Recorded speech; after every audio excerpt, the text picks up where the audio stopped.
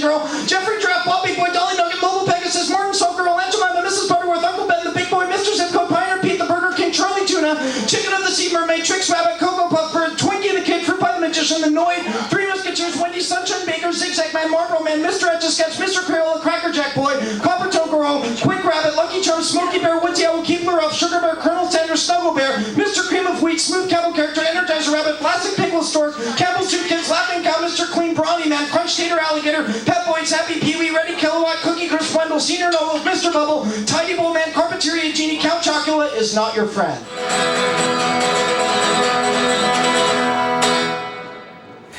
What I think about coffee houses is the most important thing is not that people don't drink, or that you can see somebody play acoustically, is that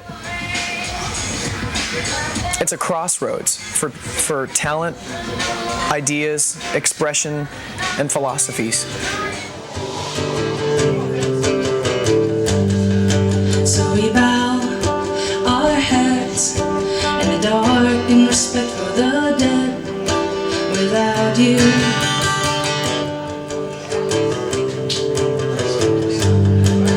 try to ease our minds, but it all comes flooding back in time. How about you?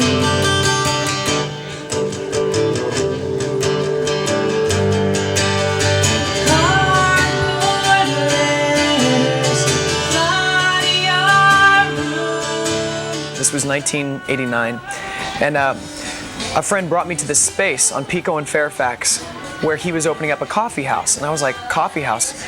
But there weren't any coffee houses. It wasn't a thing yet. And he had this vision to make a place that was kind of like Alice in Wonderland, like those old, really nice illustrations, the original book, and have it be a coffee house, because he couldn't get a liquor license, and he wanted to have a place where it could be late. There was nothing that late in LA, too. 2 o'clock, they stopped serving liquor, and so he wanted to stay up until 4 o'clock.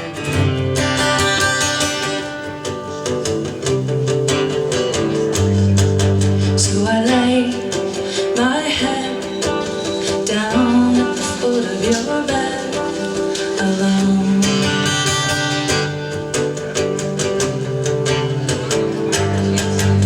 To take our mind, seek some sort of solace there. People gotta go someplace, you know? I mean, where do you go? You go to the movies? Where do you go in LA? I mean, what do you do? How do you communicate to people? You know, you drive in cars, you know? So this is a place where people can go and can sit and at least relax and have a good time, you know? Hear some stuff. If somebody performed, pick up a chick, read a book, write a poem, pick your nose, drink coffee, drink some more coffee.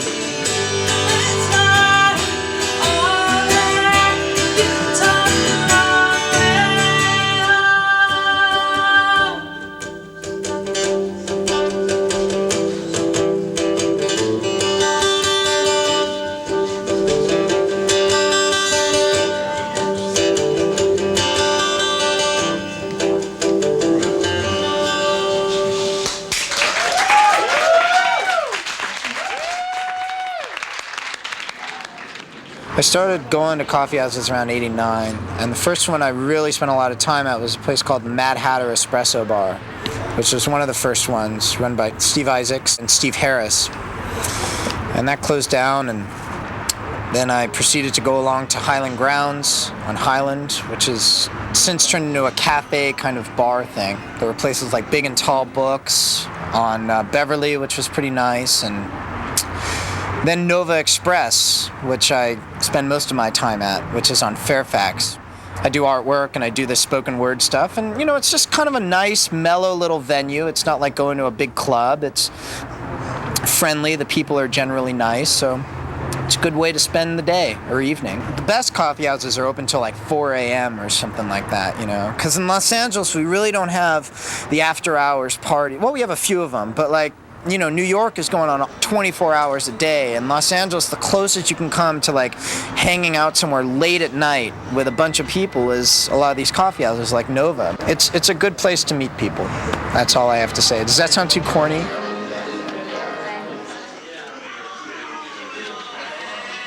Hello, good evening, and welcome to the Cobalt Cafe. My name is Rick. I'm the host of the open reading which you've all embarked upon this this evening. I was away for the last 2 weeks in Paris. Thank you very much. And my good friend Dave here was hosting, and I'm sure he did a wonderful job. And if he didn't, please come up and tell me about it afterwards, and I'll discuss it with him later. These are the actual philosophies, almost quoted verbatim, from the person who I was traveling with. What's the guillotine? Alana, let's go to the catacombs. Rick, 1 second later. Okay, here we go to the catacombs. Alana, 1 second later. Where are we going? I'd like to meet more Americans in Paris, and that's why I came. This is the Mystery Mic. This is a Tuesday night tradition here at the Industry Cafe. And what we do is we put up the sign-up sheet out front. There's still a couple more slots. We signed it up to 21. Musicians, you get 2 songs. Comics, you get 5 to 7 minutes along with spoken word people or performance art, which, you know. If there are any performance artists in the house, just don't bleed anywhere. Appreciate it. Thank you.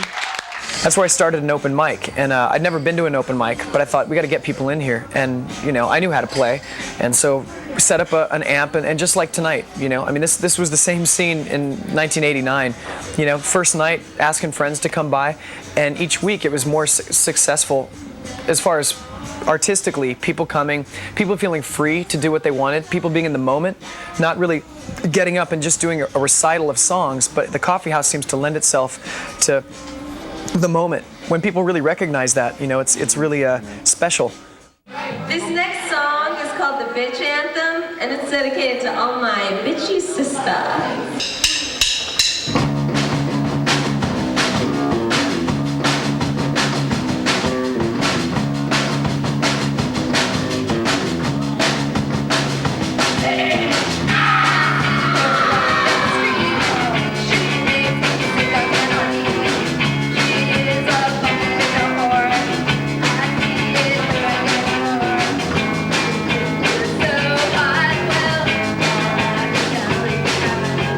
That's what coffee houses are good for. Hacks, amateurs. Coffee shops are a cool place to play at. You go see a band.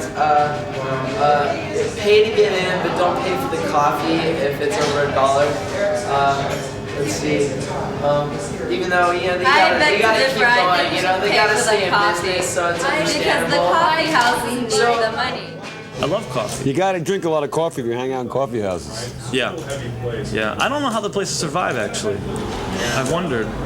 A lot of people because they don't. They don't. Yeah, I've wondered because it's like a little piece of cake and a little coffee. Well, in New York, places like this, they close down. David's Cookies, rent goes up, and little places, little cafes. New York, they're all closed down. It's just sad. I really wish that the bigger coffee chains like Pete's and Starbucks and Coffee Bean and Tea Leaf, I think they're great, but you know, the whole personal and customer service is such a key thing in the industry because coffee is, everybody wants to have their coffee and they want to have their coffee and they want it made right. So that's what we wanted to do, and we do it and people keep coming back, and it's a wonderful thing. I love what I do. A song called Medicine and Power.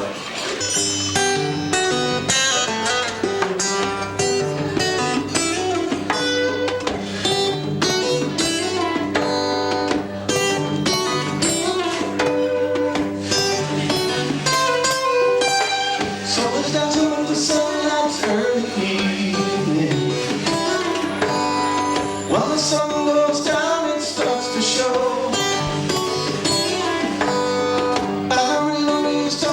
Such a feeling. Oh, medicine power in us all.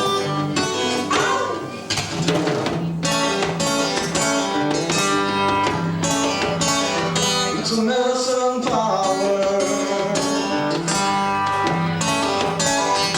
It's in our soul.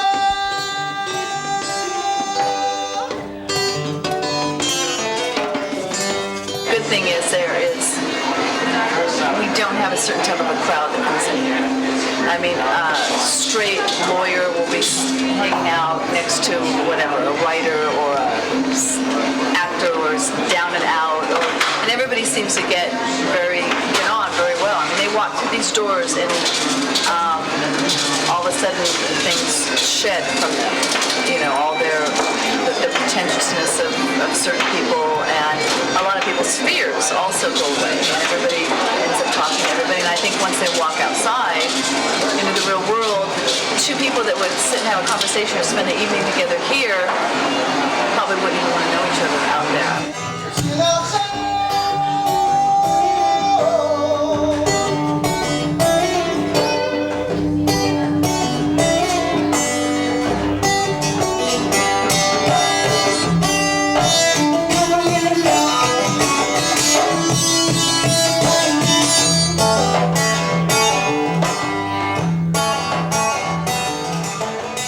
There's a halo in my coffee, and this sad cafe is cold, and the poet young in politics looks deep into his shadow, and a Rasta woman fantasizes in another world as she recites death to injustice. Man, this ain't nothing she ain't heard. For everything that suffers, from the naked to the sublime, from everything that suffers, something's left behind. And that's what you guys are doing here, making a film about this cafe. Guys like me, guys like him, chicks like this. This is the cafe scene for a bunch of guys with no place else to go. Right? Oh, no.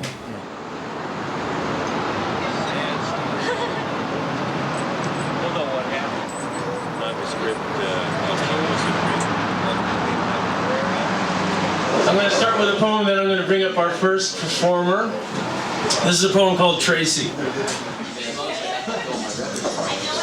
I love your pussy, but I hate your cat. Even now I see him sitting on your lap, he's grinning. And he's squinting at me from beneath your fond caress. I want to sit right there and lick myself too. I want to claw your favorite shirt to shreds. I want to spread my dandruff all over your couch. I want you to pick little lumps of my shit out of the carpet and call me naughty boy and spank my ass, but not too hard. These open mics, I mean, I've been doing them for a long time, and you gotta wait all night, and then you gotta sit there and put your name in a hat or put your name on a list and wait for like 4 or 5 hours. So sometimes you'll have these little, you'll have gems, you know, sometimes there'll be people that just blow your mind. They just touch you. And then the other 99% is just complete dreck, you know, and just go, oh. Talk to me, baby. You could tell me almost anything. Just don't tell me about those things we haven't got and all the men that I am not and all the shit I'd have to do to get some fucking love from you. I love your pussy, but I hate your cat.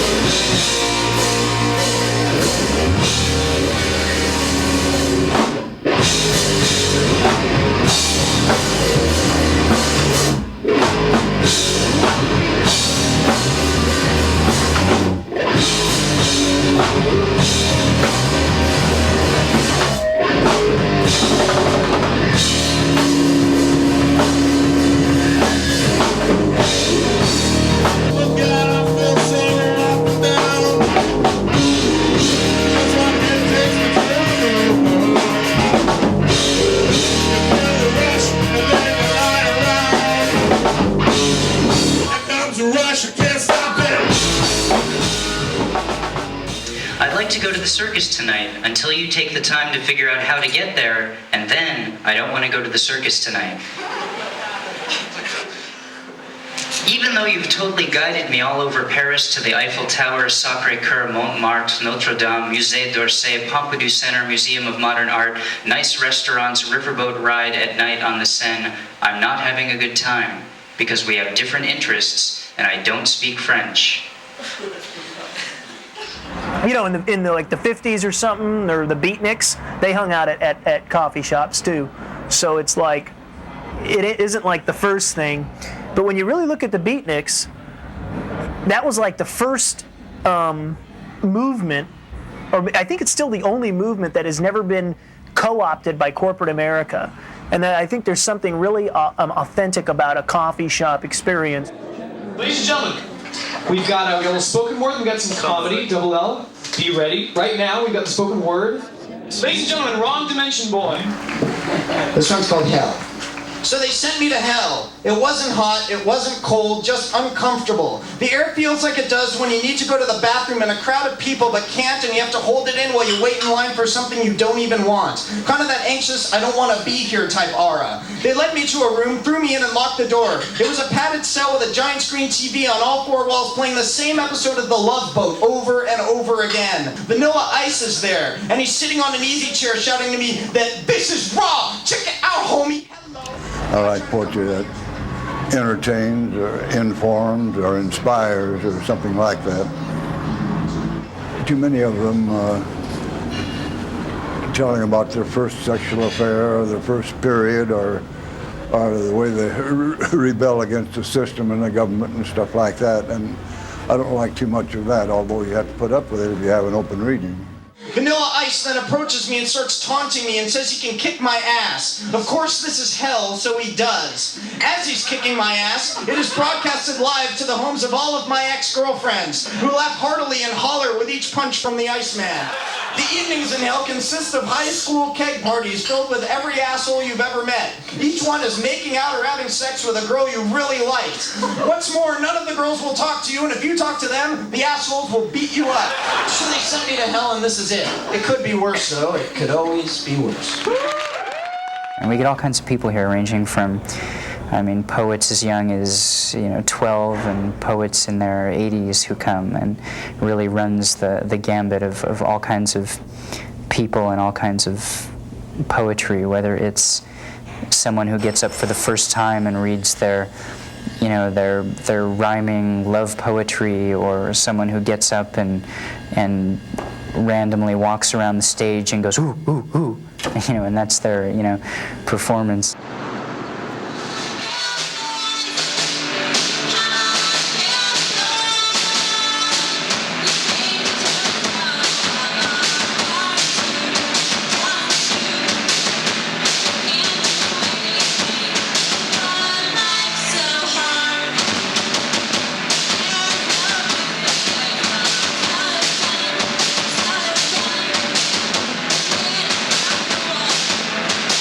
At Big and Tall, and like here too, it's open all day. You could just sit and take a table for an hour, and they don't care if all you bought is, a $2 cup of coffee or and you whatever. feel like you're doing something, even though all you're really doing is like drinking coffee. But there are so few places like that in LA. It sucks.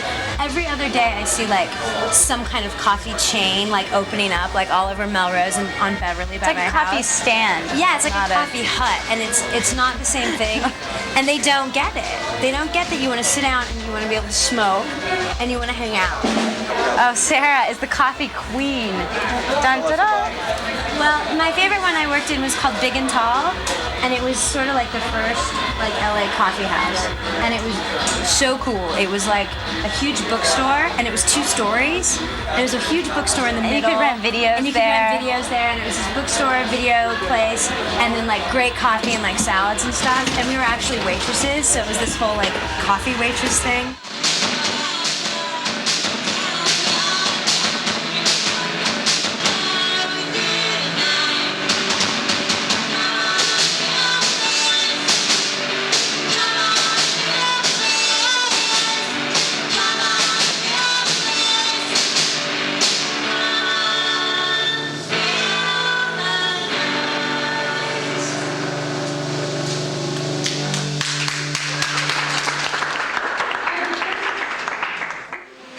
the name of another famous person who I've interacted with, or someone I know who's interacted with, and so I'm therefore clearly a much better human being than you will ever be.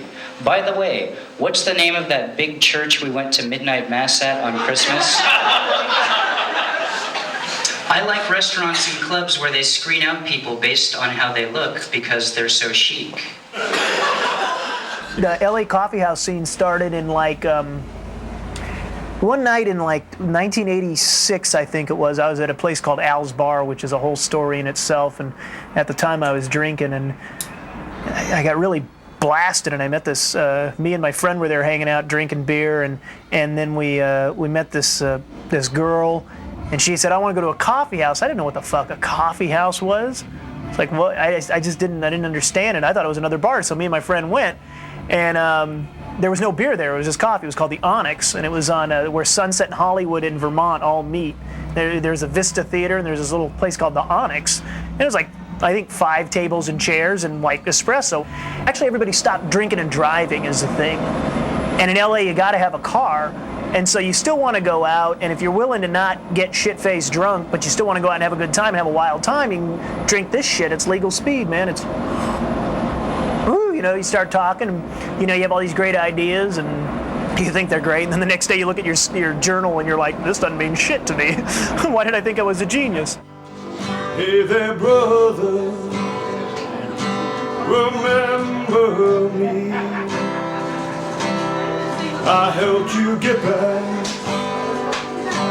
on your own 2 feet. You hit your bottom, reach the end, and I was there for you, my friend. Howdy, howdy. I've been writing poetry since I was 8 years old. That's 67 years ago. 77 years ago. I've been writing poetry. But I've only been reading it the last possibly 6 years. I didn't know there was a poetry scene in Los Angeles. I just happened to read on the Sunday paper about the poetry festival that they had about 6 years ago, and it was the last day of it. And they gave a telephone number, and I called up, and I got to read in the first time in public.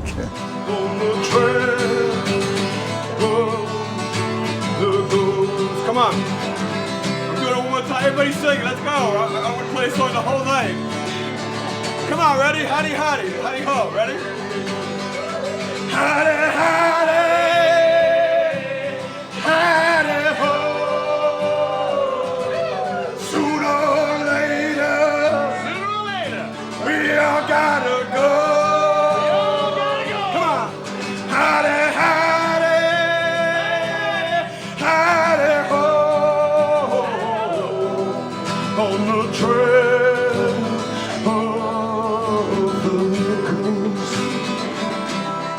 Where I see it going, it was big in the 60s, it carried through to the 70s.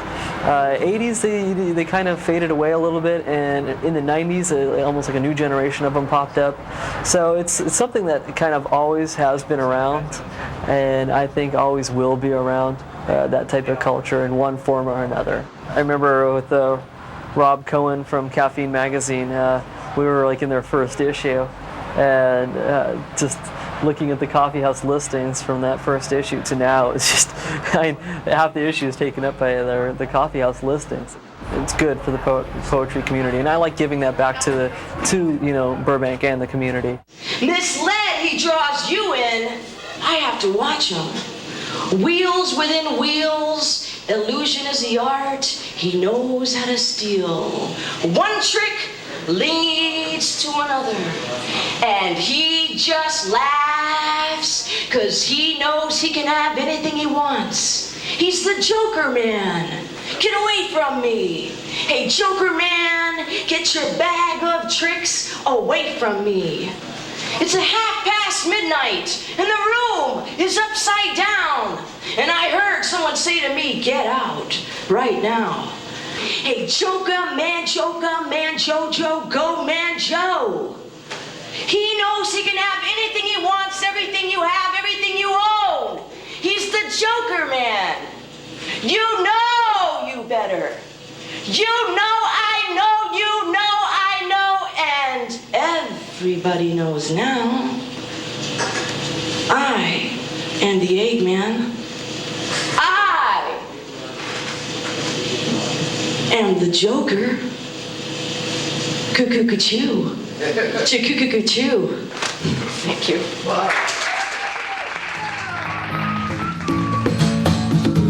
I watch too much TV. It's probably genetic. Guess it's sort of pathetic how I waste my time. And in my darkest hour, I wanna feel so heroic.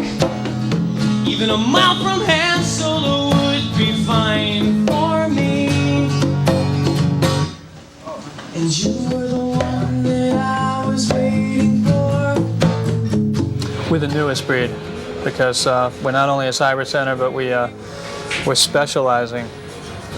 We are for the actors, the producers, the directors, and the writers who have not yet made it. And we try and provide every kind of service here for those people to cater to them.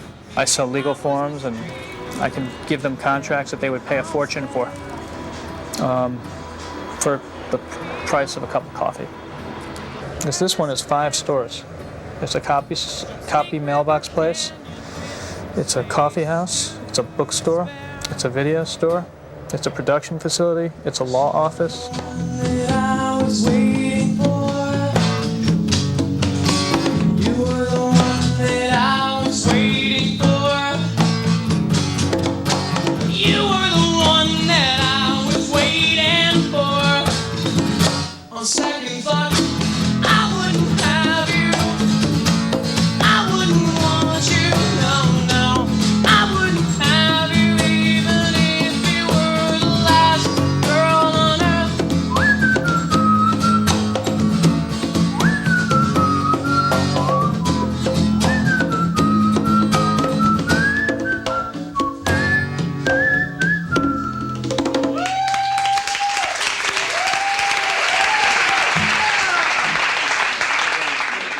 The only Americans I met in Paris are poets, and that's no good. A lot of these were actual quotes, and the ones that I'm paraphrasing on are still way true. Oh, let's look at this shop. Oh, it's just a bookstore.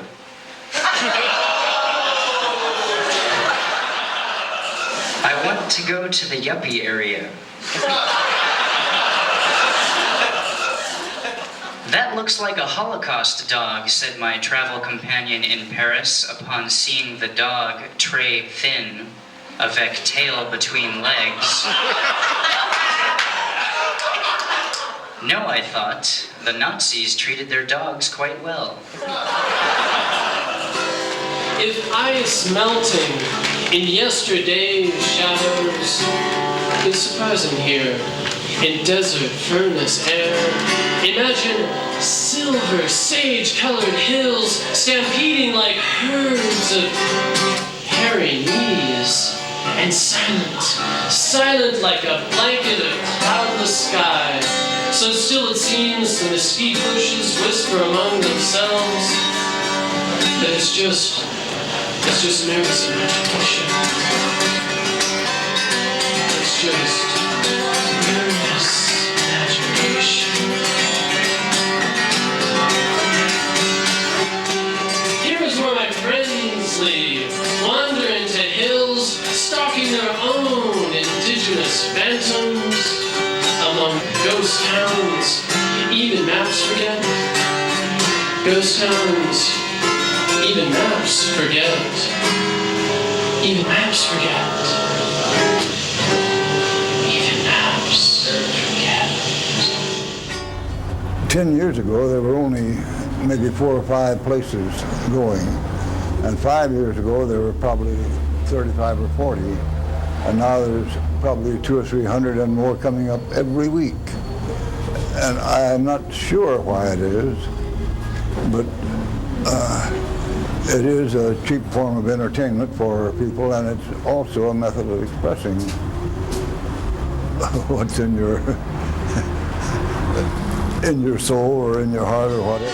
It's just nervous imagination, noisy mind jitters, urban angst overload, burnt to bare bones by a naked sun. It might be tempting to turn on a TV and escape if one could be found or plugged in, but the desert here, the desert doesn't receive TV.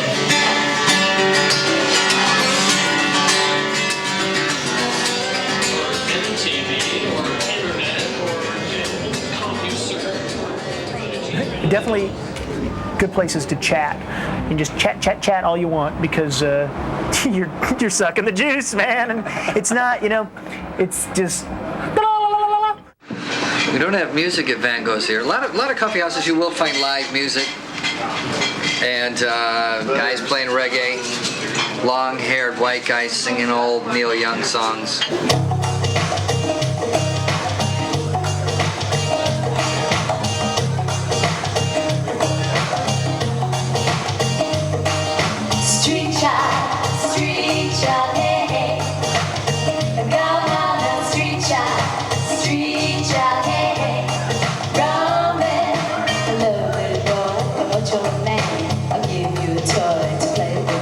Name talent and even no name talent that have been really surprisingly good, and being in this Burbank area with all the media too, I've gotten to know a few of the record people, and I've actually, if I hear a good performer, I'll let my friends know, you gotta come down and really hear this guy. You get your share, but remember one thing, that there's no despair, no feeling anywhere. And if you cry in the night, leave your tears in the pillow outside.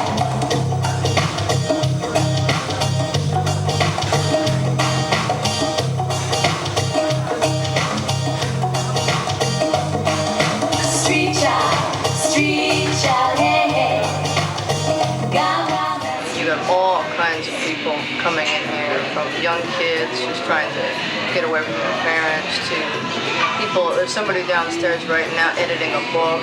A couple of people working on laptops doing God knows what. Screenwriters, whack people, fringe elements, us, musicians, artists. Street child, that's what it is called, baby.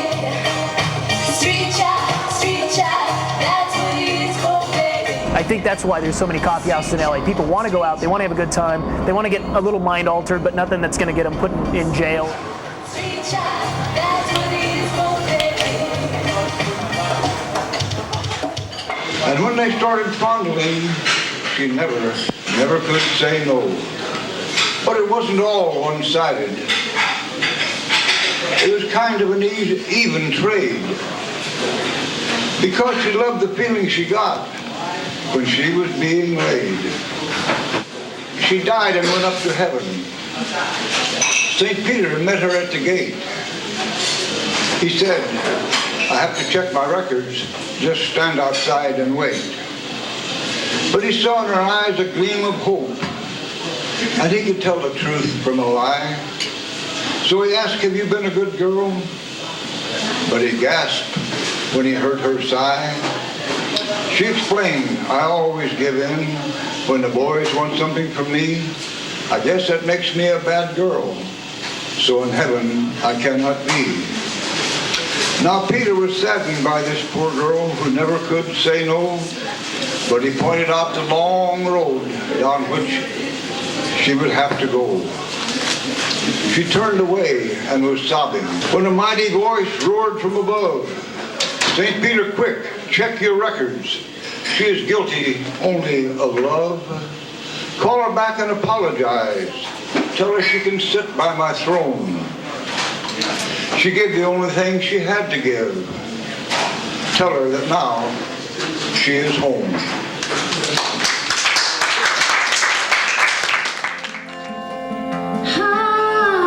Hummingbirds flying low,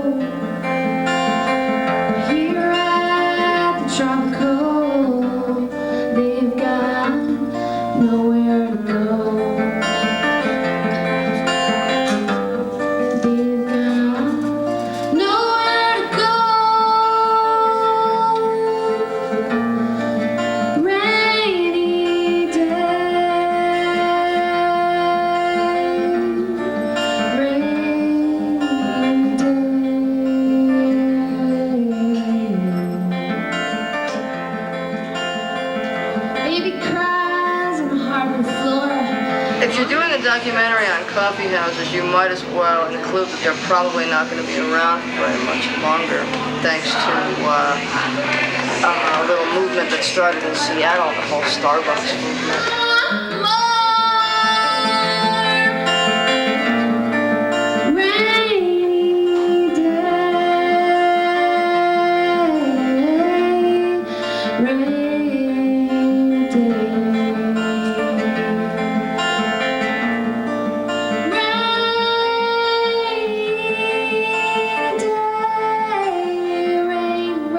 This encourages some sort of communication, some sort of, you know, dare I say, sort of tribal feel, anything that gets people together, you know. Goodbye, golden days of sun when we were younger than everyone, and I had no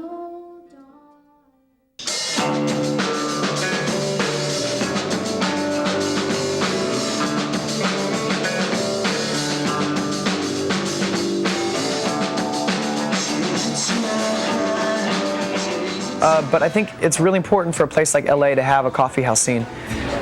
I was in New York and I thought that I was hoping there'd be something kind of like that in New York, because it really is a cold, hard place in a lot of ways.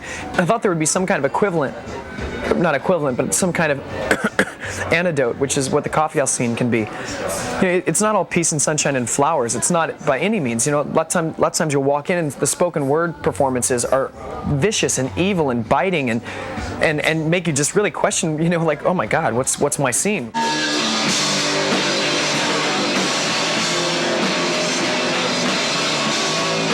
Fine, leave Paris, you spoiled, self-centered, Jap, rude, bubble-headed, ditzy, fondue up your ass, never heard of the guillotine, which scarf should I wear like the French fucking care, cry to daddy so they'll change your flight, oh good, there's a Gap in Paris, bitch.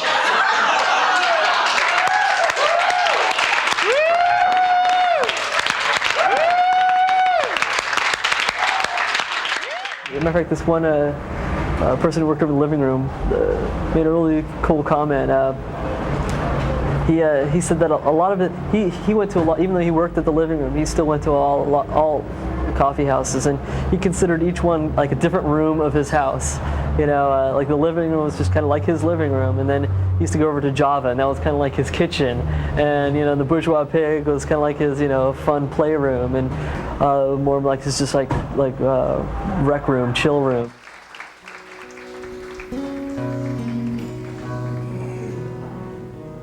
I fall each time I see your face through an endless sea of stars and space, till I blend into your love's embrace, as far as you can reach. My heart is for keys. Love can always find a way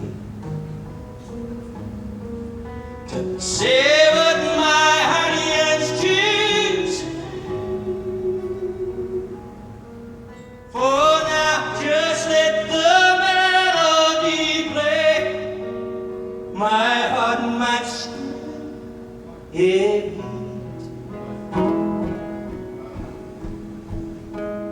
but my heart plays for keys. I really encourage everyone who have that dream to get out there and open one. To, by all means, go ahead. Don't be afraid of any Starbucks chains or whatever, because we have one right down the street.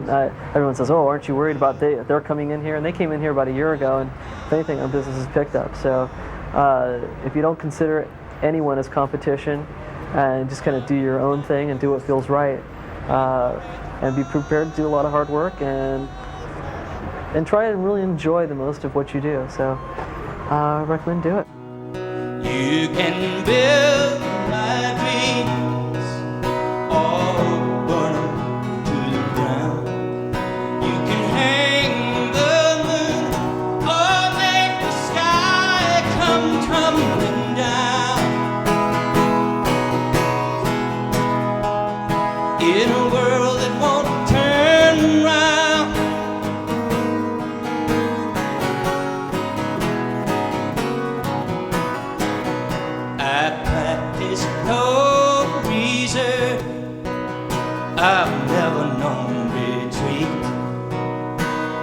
give my heart, it only comes complete.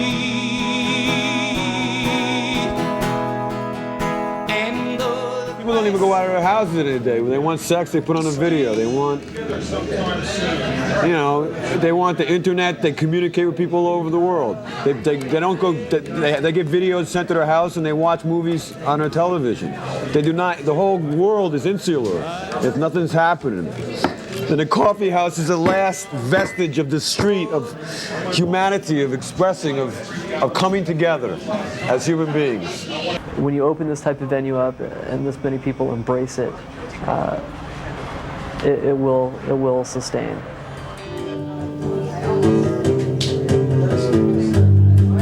Try to ease our minds, but it all comes flooding back in time about you.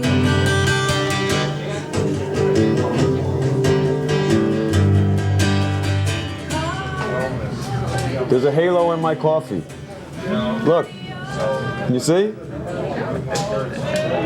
There's a halo in my coffee, and this sad cafe is cold. Thanks so much, guys.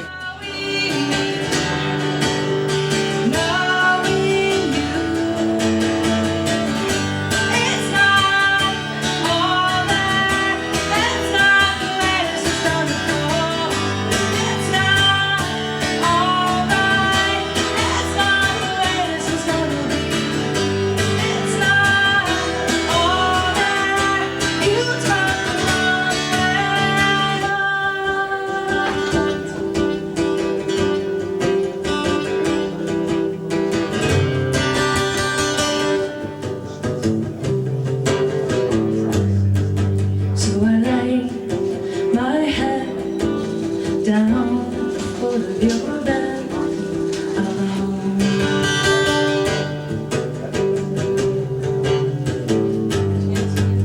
Let's take our mind, seek some sort of solace there.